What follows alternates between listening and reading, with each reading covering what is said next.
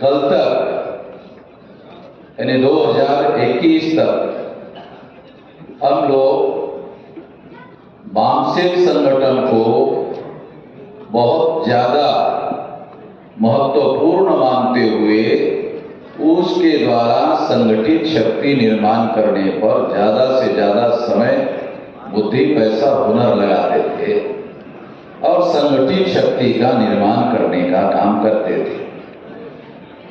अभी हम लोगों ने आंदोलन के इतिहास में अभी हमको संगठित शक्ति का उपयोग और प्रयोग करना है। ये जो आजादी है, ये जो केंद्र की सत्ता है हमारे लोगों को मिलेगी, तो वो आंदोलन को जन आंदोलन करने से मिले। तो इतना बड़ा हमारा आंदोलन चल रहा है, मगर मीडिया वाले खबरें नहीं देते। मीडिया वाले खबर छापते नहीं है हमारी। अभी आप देखेंगे इतना बड़ा कार्यक्रम हो रहा है, लखनऊ के किसी अखबार में कोई खबर छापी है? कोई खबर नहीं छापी। हमने भी उनको इनवाइट भी नहीं किया। इनवाइट करिए, ये आप लोगों को किया। मौर्य किधर है?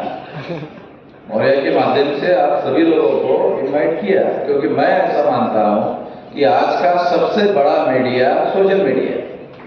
और सोशल मीडिया वाले यहाँ बहुत लंबी लाइन लगा कर बैठे हुए हैं और सारे देश और दुनिया में इसको देख रहे हैं, सुन रहे हैं। तो सारे देश दुनिया में ये खबर जा रही है। तो मैं आप लोगों को ये कहना चाहता हूं कि हम लोगों को आने वाले समय में आंदोलन को जन आंदोलन की दिशा में आगे बढ़ाना है। इस बात को ध्यान में रखते हुए तो आपको याद होगा ये आंदोलन क्या कर सकता है। जब हमने 5 मार्च 2019 को 13 पॉइंट रोस्टर के अगेंस्ट आरएसएस ने 13 पॉइंट रोस्टर का प्लान बनाकर इसको रिजर्वेशन को 0 बनाने का प्लान बनाया। तो 13 पॉइंट रोस्टर्स को खत्म करने के लिए हमने 200 पॉइंट रोस्टर्स लाने के लिए 5 मार्च 2019 को भारत बंद करवाया। और जब भारत बंद करवाया था तो नरेंद्र मोदी को मजबूर होना पड़ा और मंत्रिमंडल में नहीं, पार्लियामेंट में 13 पॉइंट रोस्टर्स को खत्म करके 200 पॉइंट रोस्टर वाला कानून बनाना पड़ा। ये हमारे 5 मार्च 2019 के भारत बंद की वजह से करना पड़ा।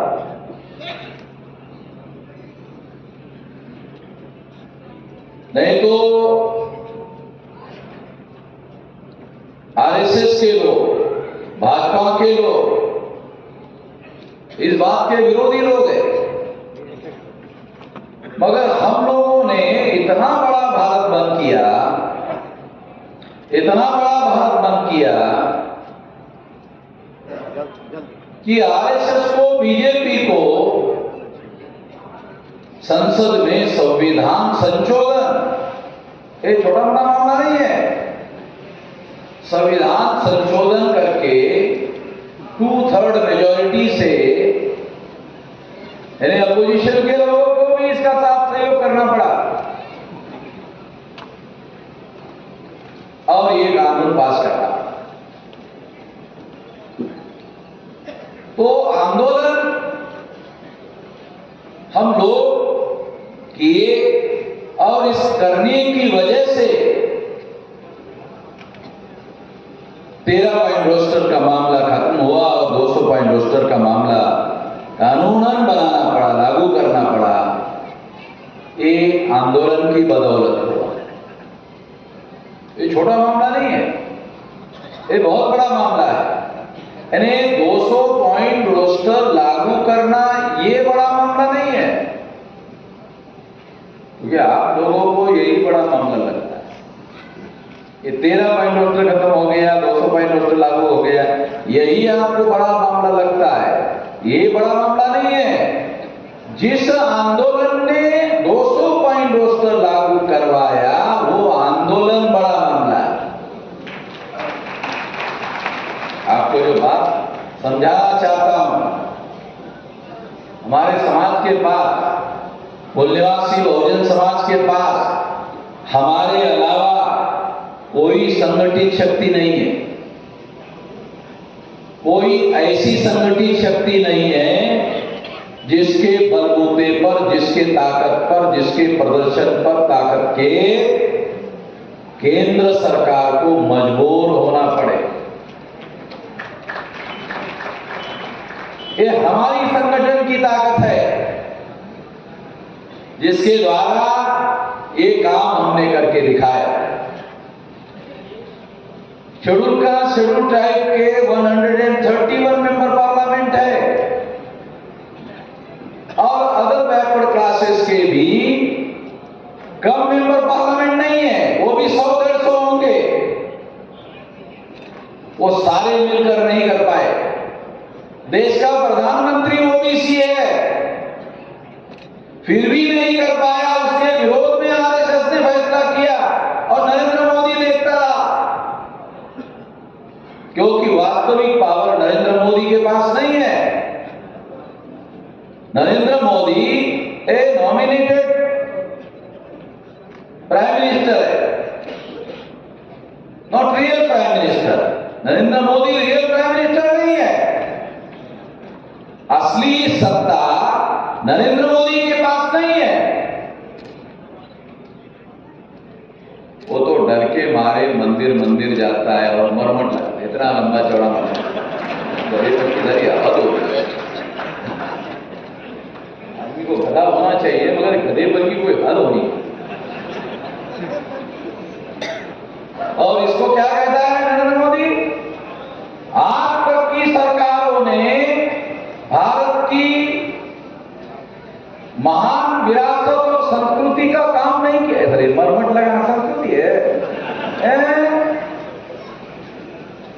बेवकूफी की हद हो गई।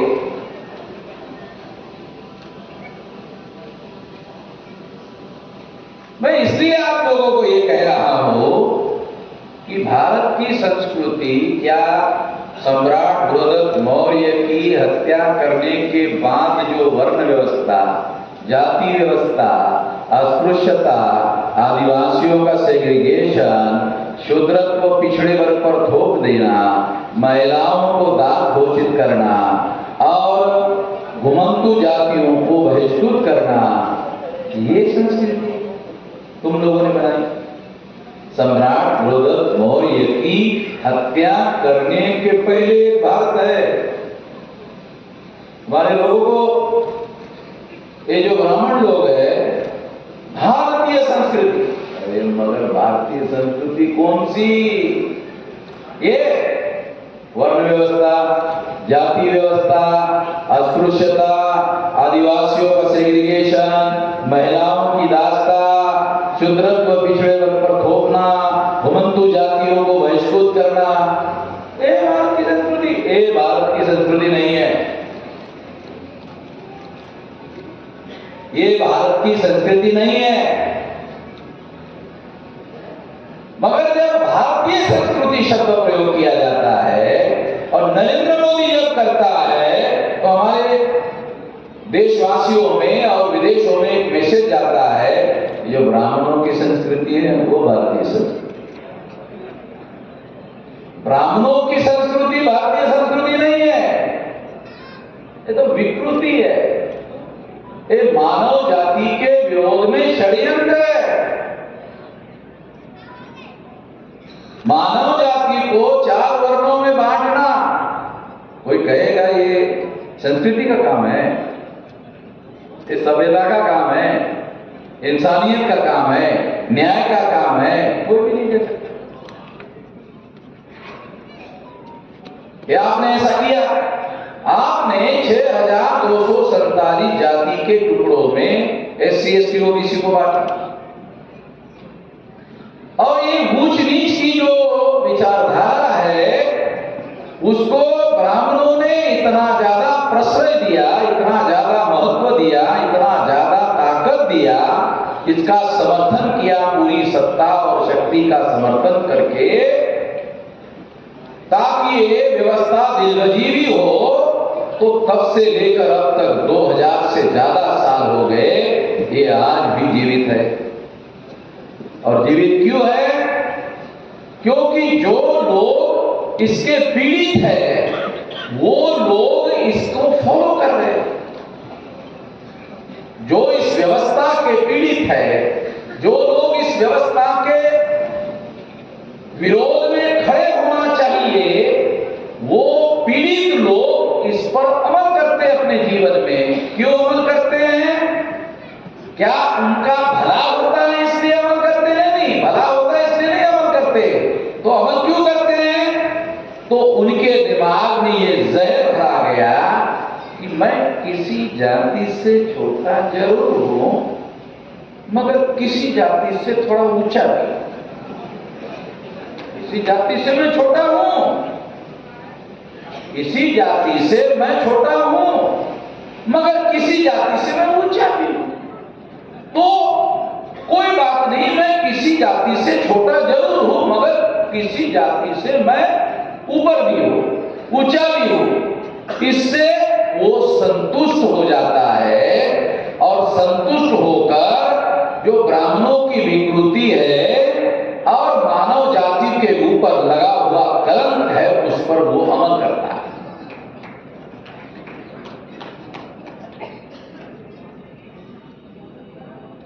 तो और 2007 से ज्यादा समय से अमल कर रहा है। उनके ही विरोध में षड्यंत्र है, उनको ही नीचता की पराकाष्ठा में पहुंचा दिया गया, फिर भी वो लोग उस पर अमल करते हैं। जातिया आप लोगों के खिलाफ बनाया गया इस देश का पहले नंबर का षड्यंत्र है, मगर इसके विरोध में आधुनिक भारत में, क्योंकि ये तो वर्णा की जाति की व्यवस्था, ये तो जाति की व्यवस्था, ये तो बुद्ध के बाप की व्यवस्था है।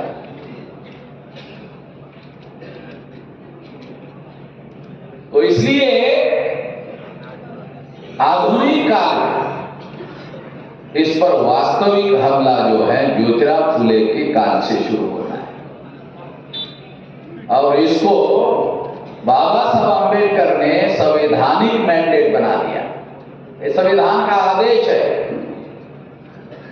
ये जाति के समर्थन में नहीं है, ये जाति के विरोध में है। संवैधानिक मैंडेट जाति के समर्थन में, जाति के विरोध में है। ये लॉ ऑफ द लैंड है, संविधान लॉ ऑफ द लैंड है, यानी इस धरती का प्रधान कानून जाति व्यवस्था के विरोध में है। मगर केवल जाति व्यवस्था के विरोध में कानून बनाने मात्र से एक समाप्त होने वाली नहीं है। तो जो इस व्यवस्था के पीड़ित लोग हैं, वो सारे लोग दिमागी रूप से इसके विरोध में हो जाए, दिमागी रूप से इसके विरोध में हो जाए, और व्यवहार में भी उसको अमल में लाने का काम करे। ये विचारधारा लेकर हम लोग चल रहे हैं, और इस वजह से हमने एजेंडा बनाया 6247 जाति के लोगों को जगाया जाए, उनको जोड़ा जाए, जोड़कर शक्ति का निर्माण किया जाए, और शक्ति का उपयोग और प्रयोग जाति के आधार पर जो मानवता को विभाजित किया गया और व्यवस्था बनाई गई, विकृत व्यवस्था बनाई गई, उसको खत्म किया जाए। तो ये इसको खत्म करने वाली एक विचारधारा बनाई गई,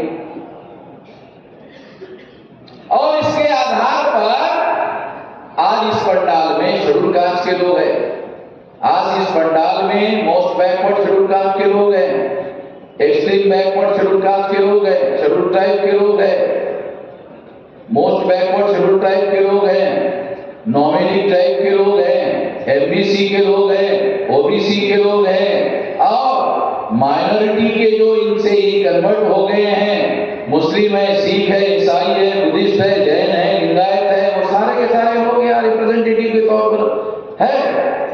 इसका मतलब ये है कि इस विचारधारा के आधार पर इस व्यवस्था के विरोध में जो एक आंदोलन खड़ा होना चाहिए, जितनी भी जातियां इससे पीड़ित है उन सबका एक आंदोलन खड़ा होना चाहिए। ये बात अब केवल सोच नहीं रही है, केवल विचार नहीं रहा है, तो लोगों ने इसको अपने जीवन में ढालने का भी काम शुरू किया है। छोटे पैमाने पर क्यों न हो, मगर ये राष्ट्रीय स्तर पर 567 जिलों में और आने वाले 2025 तक 674 जिलों में और 2030 तक 6 लाख गांवों में ये विचारधारा पहुंच जाएगी और इसकी संगठित शक्ति निर्माण होगी। इस व्यवस्था के विरोध में बड़ा आंदोलन करेगा।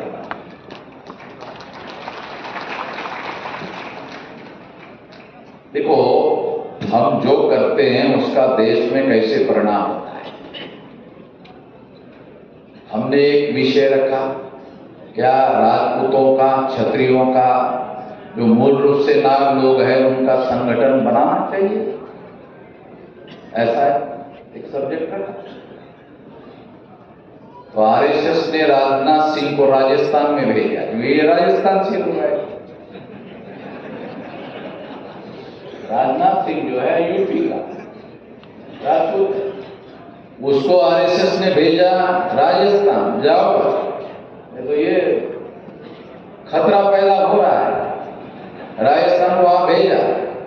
तो क्षत्रियों ने आरएसएस को शर्त रखा, आएंगे 30 मेंबर पार्लियामेंट की टिकटें चाहिए। हमारी वजह से उनकी बार्गेनिंग कैपेसिटी भी बढ़ गई, वो मांगते ही नहीं थे, अभी पहली बार मांगा। और राजनाथ ने अध्यक्षता के तौर पर भाषण में कहा, ये वर्ग जिसके साथ रहेगा उसकी सत्ता नहीं। अरे वो तो हमारे साथ आ गया कल से, और हमने अधिकृत रूप से शामिल भी कर लिया। मगर क्या परिणाम होता है, हमारे लोगों को उतनी समझदारी नहीं है। हमारे लोगों के पास उतनी समझदारी नहीं है जितनी समझदारी जो है हम इधर सब्जेक्ट बनाने में रिफ्लेक्ट करते हैं, इतनी समझदारी नहीं है। मगर इमीडिएट उधर मैसेज जाता है, इमीडिएट जाता है मैसेज, इमीडिएट उसका परिणाम होता है। तो ये बात मैं आप लोगों को उदाहरण के तौर पर बता रहा हूं। क्यों ऐसा क्यों हो रहा है? क्योंकि हम लोग जो है यहां पर एक छोटा भारत इकट्ठा हुआ है, और जब ये 6 लाख गांव में फैल जाएगा तो इस देश का जो, जिसे संस्कृति कहते हैं ब्राह्मण लोग, विकृति है, उसको खत्म करने लायक ताकत जो है 2030 में खड़ी हो जाएगी। और कितनी बड़ी ताकत खड़ी हो जाएगी? जब इस पर सब लोग हमला करेंगे तो ये बच नहीं पाएगी, ये बच नहीं पाएगी। तो इसीलिए हो सकता है कि उन्होंने नेपाल को हिंदू राष्ट्र बनाया हुआ है कि वे रखो, कोई तो देश होना चाहिए आपको ले, इधर पाकिस्तान की तरफ जा नहीं सकते, चाइना की तरफ तो बिल्कुल भी नहीं जा सकते, तो नेपाल की तरफ जा सकते हैं। इसीलिए ब्राह्मणों की सरकारों ने, नेपाल में वीजा नहीं लगता, और एक बात, नेपाल जाने के लिए वीजा नहीं लगता, क्योंकि भागेंगे कि वीजा निकालें। हम तो नहीं भगाना चाहते, हमारा कोई एजेंडा भगाने का नहीं है, ब्राह्मणों को भगाने का हमारा कोई एजेंडा नहीं है। जब मैं ये बात कहता तो बहुत सारे हमारे लोग नाराज हो जाते, मगर हमारा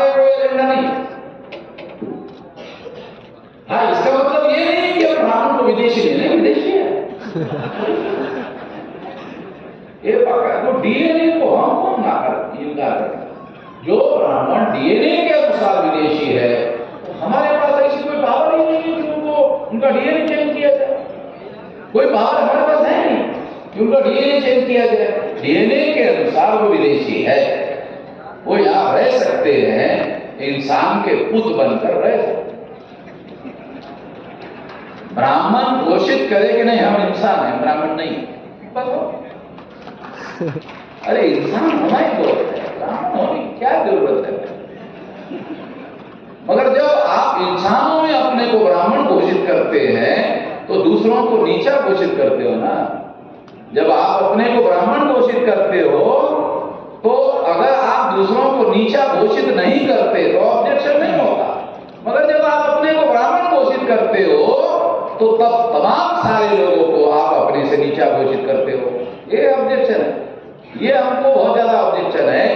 ये बात इसलिए हम कह रहे हैं कि इंसान का पुत्र बनकर रहे।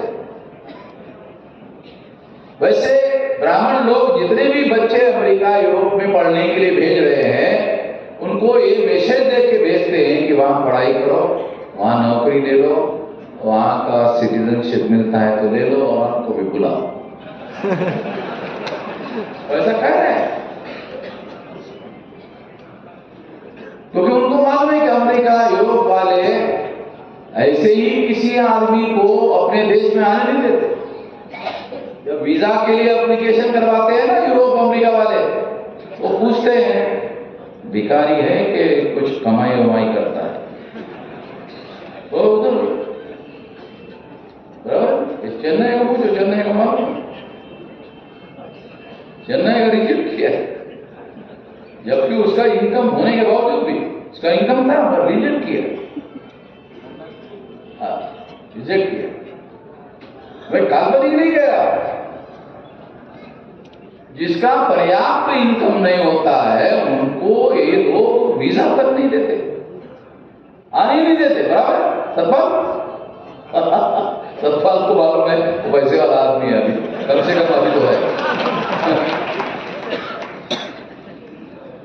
मगर वो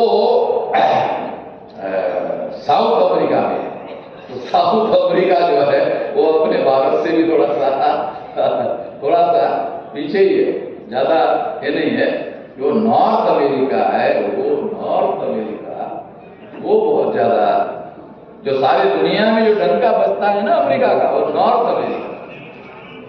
न्यूयॉर्क वाले जो अमेरिकी है ना, वो उनका डंका ज्यादा बजता है। ये भी बहुत सारे लोगों को समझ नहीं आता, भूगोल की राजनीति जो है ये भी बहुत इंपॉर्टेंट बात है।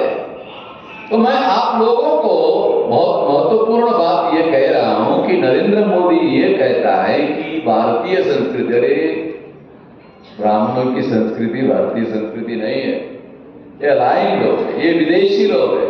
उन्होंने ऐसा कोई काम नहीं किया भारत में जिसे संस्कृति का काम कहा जा सके। ये ब्राह्मणों का काम नहीं है जिन्होंने संस्कृति निर्माण करने का काम किया। संस्कृति एक सिंधु घाटी सभ्यता, पढ़ो याद है साहब डॉक्यूमेंट। सिंधु घाटी सभ्यता का जो डाटा अवेलेबल है उसके आधार पर अध्ययन करो, दुनिया जिसको मानती है। फिर उसके बाद में दूसरा बड़ा दौर आता है, सिंधु घाटी सभ्यता के बाद है, वो है बुद्धा का दौरा। और फिर बुद्धा के द्वारा जो इस देश में डेवलपमेंट किया गया, खास तौर पर विचारधारा का, विचार का जो डेवलपमेंट किया गया, दिमाग का डेवलपमेंट करने का काम दुनिया में जो बुद्धा के द्वारा किया गया, बुद्धा के बाद ही जितने भी दुनिया में बड़े बड़े धर्म हैं और जो सारे इंसान बराबर है ऐसा घोषित करते हैं, वो सारे धर्म बुद्धा के बाद आए। जो ये कहते हैं कि सारे इंसान बराबर है, ये विचारधारा बुद्धा से प्रारंभ होती है। और बुद्धा के बाद आप देखते हैं मौर्यन डायनेस्टी, जिसके 10 बड़े राजा होते हैं, वो तीसरा पीरियड, चंद्रगुप्त मौर्य से आगे सम्राट बृहदत्त मौर्य तक। और सम्राट बृहदत्त मौर्य तक ये जो पीरियड है सिंधु घाटी सभ्यता से लेकर सम्राट बृहस्पति मौर्य तक, ये पीरियड का अध्ययन करो खास तौर पर। खास बात समझा रहा हूं। ये जो पीरियड है इसमें संस्कृति का विकास, जिसको संस्कृति कहा जा सकता है, ये है पीरियड। या दुनिया में मौर्यन काल के काल में दुनिया में भारत की जो जीडीपी है, ग्रॉस डोमेस्टिक प्रोडक्ट, जीडीपी बोलते हैं उसको आज के इकोनॉमिक टर्म में, जीडीपी 31%। मौर्यन एम्पायर के काल में जीडीपी दुनिया में 31%।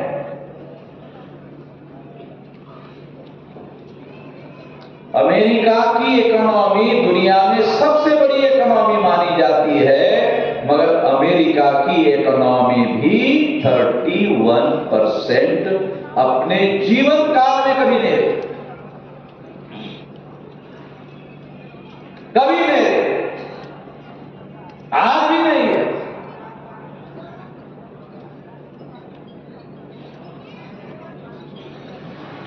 और ये बात आपको मैं दुनिया के इकोनॉमी के जीडीपी के रेफरेंस में बता रहा हूं, सारे वर्ल्ड के जीडीपी के रेफरेंस में बता रहा हूं। दुनिया में 31%।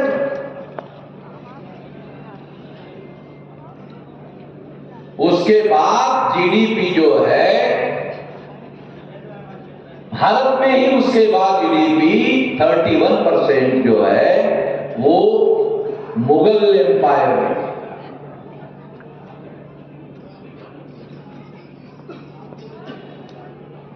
तो आप अंदाजा लगा सकते कि भारत जो है आज से 2,000-2,500 साल पहले 31% जीडीपी। हमारे लोगों को, तो बहुत सारे लोगों को जीडीपी क्या होता है यही समझ में नहीं आता है। जीडीपी का लॉन्ग फॉर्म है ग्रॉस डोमेस्टिक प्रोडक्ट, यानी इतना प्रोडक्शन, उत्पादन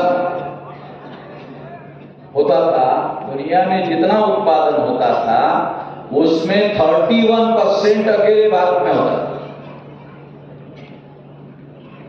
तो ये जीडीपी शब्द जो है वो ग्रॉस डोमेस्टिक प्रोडक्ट के साथ इसलिए जोड़ा गया क्योंकि जितना ज्यादा प्रोडक्शन होगा उतना प्रोडक्शन टैक्स होगा।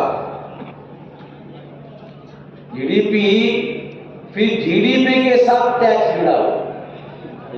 प्रोडक्शन जितना होता है उतना टैक्स होता है, और वो प्रोडक्शन टैक्स होता है। सेल टैक्स बाद में, पहले प्रोडक्शन टैक्स होता है, उसके बाद जब मार्केट में सेल करने के लिए जाता है तो सेल टैक्स होता है। तो ये प्रोडक्शन टैक्स है। तो जितना ज्यादा प्रोडक्शन होगा उतना ज्यादा टैक्स होगा, और वो टैक्स सरकार में जमा होगा। ये सबसे इंपॉर्टेंट बात, वो सारा टैक्स सरकार में जमा होगा, और वो टैक्स जो है उससे देश का विकास। इसलिए जीडीपी बहुत ज्यादा महत्वपूर्ण मानी जाती है। तो ये तो 31% जो है ये तो उस समय का है। और केवल यही नहीं है, विचार का विकास जो बाद में दुनिया ने इसे स्वीकार किया। यूनाइटेड नेशंस ऑर्गेनाइजेशन ने समता, स्वतंत्रता, बंधुता और न्याय पर आधारित विश्व व्यवस्था निर्माण करने के लिए बुद्धा के चतुसूत्री को स्वीकार किया। हमारे लोगों को पता है कि नहीं है? समता, स्वतंत्रता, बंधुता और न्याय,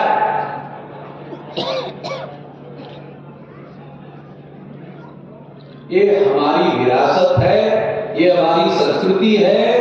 और ये संस्कृति सम्राट रुद्रदत्त मौर्य की हत्या करने के पहले है। सम्राट रुद्रदत्त मौर्य की हत्या पुष्यमित्र शुंग नाम के ब्राह्मण ने की, वहां से ब्राह्मण संस्कृति शुरू होती है, जिसका गुणगान नरेंद्र मोदी गाता रहता है। ये हमारी संस्कृति नहीं है। तो नरेंद्र मोदी का एज ए बैकवर्ड लीडर उसका केवल इस्तेमाल हो रहा है और कुछ नहीं हो रहा है। इसलिए साथियों, मैं आपको ये बात बाकायदा ये बात समझा रहा हूं और पर्टिकुलरली बता रहा हूं कि सिंधु घाटी सभ्यता से लेकर आप ये जो हत्या है ये ईसा पूर्व 185 को हुई। मतलब ईसा का जन्म हुआ उसके 185वें साल में ये सम्राट रुद्रदत्त मौर्य की हत्या हुई। यानी पूर्व ईसा का जन्म होने के पहले की है। ये जो हम ईसवी सन बोलते हैं ना, ईसवी सन, ये ईसा के जन्म से शुरू हुआ है। बहुत सारे लोगों को ये बारीक बारीक बात जानकारी है कि नहीं मालूम, जिसको हम ईसवी सन बोलते हैं ना, वो ईसा के जन्म से शुरू हुआ है। तो इसलिए ईसा के जन्म से कितना हुआ, 2022, ये 2022 है। ईसा को 2022 साल हो गए। बुद्ध को 2500 साल से ज्यादा का समय हो गया। तो ये बारीकी में खास तौर पर आपको समझा रहा हूं कि सिंधु घाटी सभ्यता से लेकर ईसा पूर्व 185 तक सम्राट रुद्रदत्त मौर्य की हत्या होने के तारीख तक जो भारत में संस्कृति है वो है मूल निवासी भारतीयों की संस्कृति।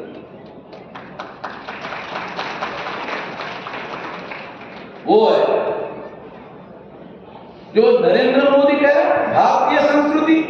अरे वर्ण व्यवस्था की, जाति व्यवस्था की, अस्पृश्यता की, आदिवासियों के सेग्रीगेशन की, महिलाओं के दासता की, क्षुद्रत्व पिछड़े वर्ग पर थोपने की, घुमंतु जातियों को बहिष्कृत करने की संस्कृति भारतीय लोगों की संस्कृति नहीं है। ये बहुत महत्वपूर्ण बात मैं आपको, ये बहुत अहम बात है जो आजकल विमर्श चल रहा है देश भर में नरेंद्र मोदी के द्वारा। उसके मुख से आरएसएस के लोग बोल रहे हैं, वही लिख के देते हैं, वो बोलता है। आरएसएस के लोग वो भाषण लिख के देते हैं, बोलते रहते हैं।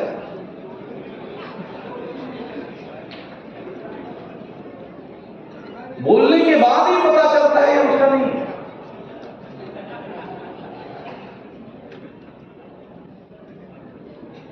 तो इसलिए मैं आपको ये बात समझा रहा हूं कि हम लोगों को इस देश में जो करना है वो हमारे लोगों की विरासत है। वो विरासत भारत के संविधान में समता, स्वतंत्रता, बंधुता और न्याय पर आधारित समाज और राष्ट्र का निर्माण करने की घोषणा है। 26 जनवरी 1950 को ये घोषणा किया हुआ है। यही लक्ष्य हमारा है, कोई अलग लक्ष्य नहीं है। यही है जो मैंडेट है, भारत का मैंडेट, भारत के संविधान का मैंडेट ही भारत का मैंडेट है। मैंडेट का मतलब है जनादेश, ये जनादेश है भारत का। और इसको जमीनी स्तर पर उतारने के लिए अब लोगों को आंदोलन को जन आंदोलन में रूपांतरित करने की जरूरत है। इसके लिए हम अब ज्यादा महत्व देने वाले हैं, इसको ज्यादा प्रोमिनेंट महत्व देने वाले हैं। इसके लिए 3 दिन तक ये अधिवेशन भारत मुक्ति मोर्चा का होगा। और भारत मुक्ति मोर्चा का होगा केवल अधिवेशन के लिए नहीं होगा, ये आंदोलन को जन आंदोलन बनाने के लिए आपको समझाया जा रहा है। तो इसके लिए आपकी क्या जिम्मेदारी है? यहां से जब जाओगे ना तो आपको गांव में रहने वाले लोगों में, क्योंकि इसमें आंदोलन को जन आंदोलन बनाना है और ज्यादा से ज्यादा संख्या गांव में हमारे लोगों की है, और जो गांव में लोग रहते हैं वो सबसे ज्यादा प्रताड़ित है, सबसे ज्यादा वंचित लोग हैं, अधिकार वंचित लोग हैं, न्यायग्रस्त लोग हैं।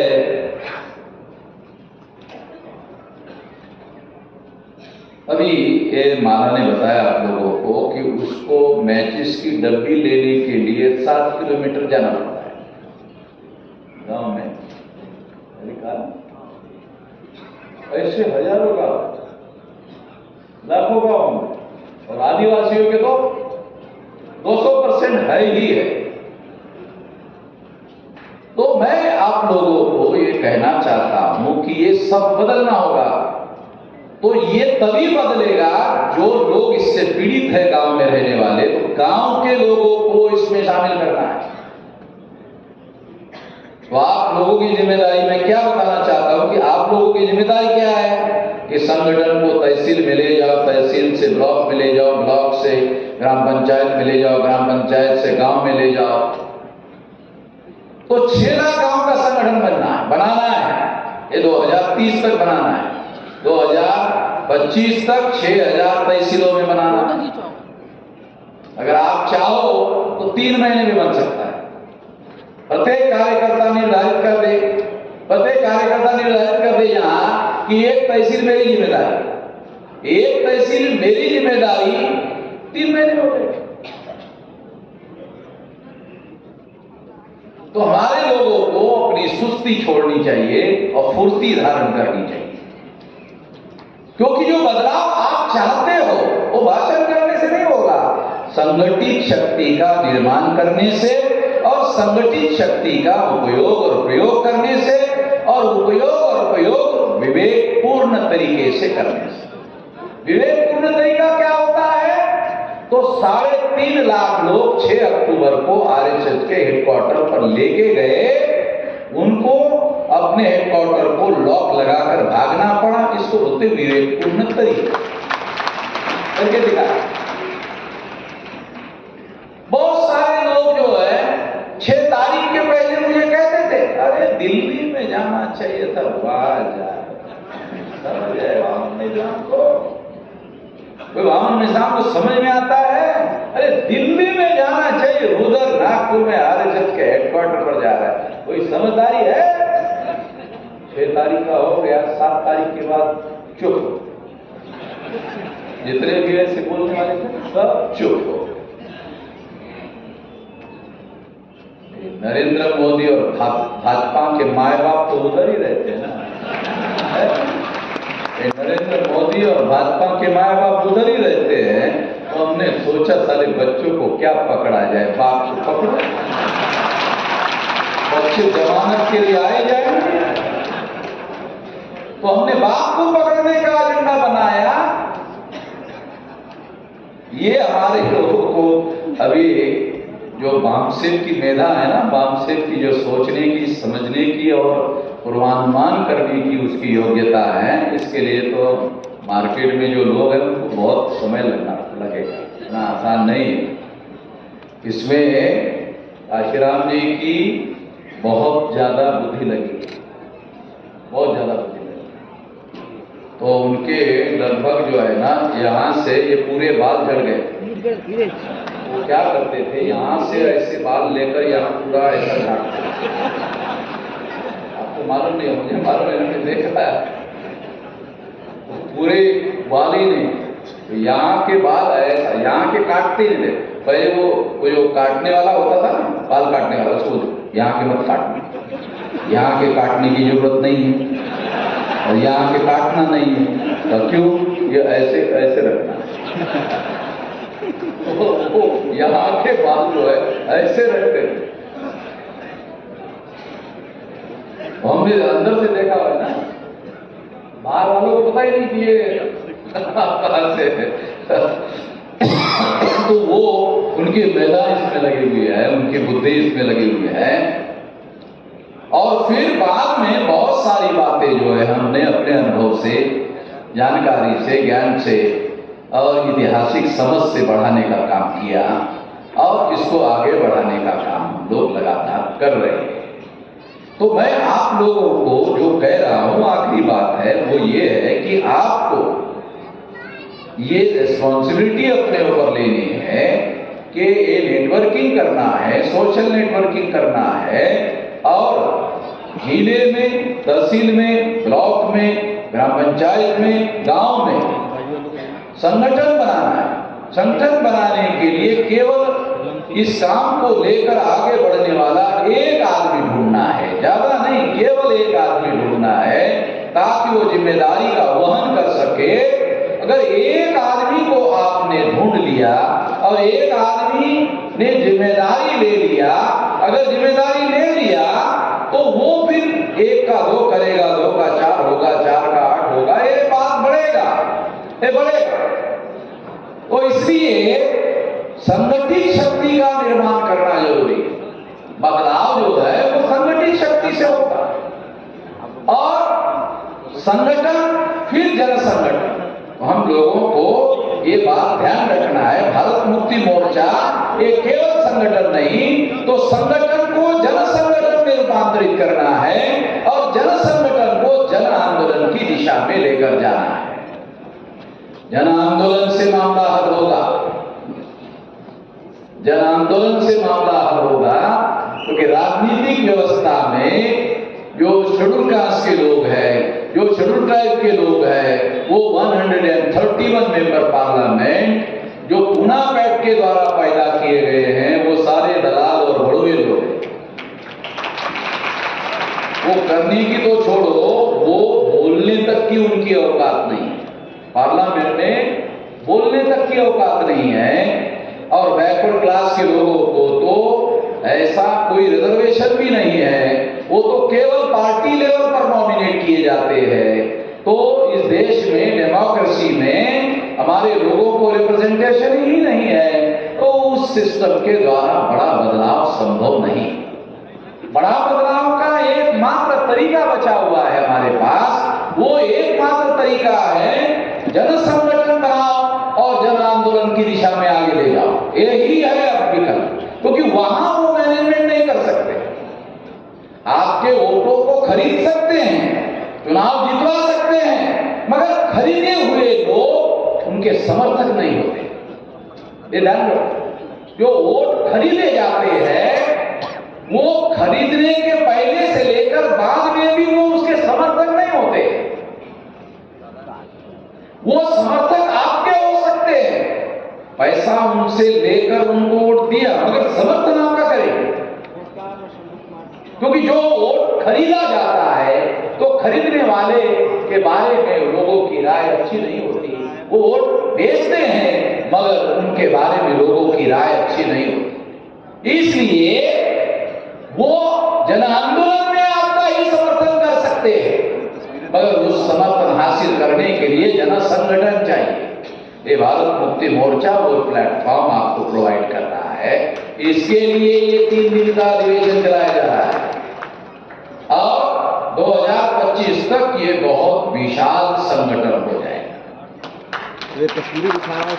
ये बात ध्यान रखना, समझना जरूरी है। इसके लिए मैं आपको अपील कर रहा हूं, ऐसा आपको करना है।